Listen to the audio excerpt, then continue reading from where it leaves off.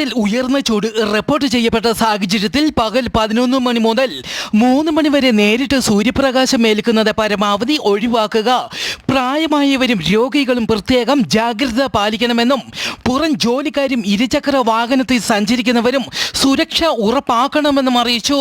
പകൽ സമയത്ത് ധാരാളം ശുദ്ധജലം കുടിക്കുക, നിർജ്ജലീകരണം ഉണ്ടാക്കുന്ന മദ്യം, കാപ്പി, ചായ തുടങ്ങിയ പാനീയങ്ങൾ പകൽ സമയത്ത് ഒഴിവാക്കണമെന്നും അറിയിച്ചു.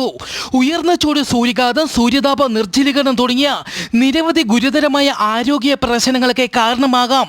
പഴങ്ങളും പച്ചക്കറികളും ധാരാളം കഴിക്കുക. വനമേഖലയോട് ചേർന്ന് താമസിക്കുന്നവർ കാട്ടുതീയ്ക്ക് സാധ്യതയുള്ളതിനാൽ പ്രത്യേകം ജാഗ്രത പാലിക്കണമെന്നും അറിയിച്ചു. യുഎസിലെ ടെന്നസിയിൽ വിമാനം തകർന്നു വീണു. അലബാമയിൽ നിന്ന് പുറപ്പെട്ട വിമാനം ടെന്നസിയിൽ ഇറങ്ങുന്നതിനിടെയാണ് അപകടം. വിമാനത്തിലുണ്ടായിരുന്ന 3 പേര് മരിച്ചു. അപകട കാരണം വ്യക്തമല്ല. ഫെഡറൽ ഏവിയേഷൻ അന്വേഷണം ആരംഭിച്ചു.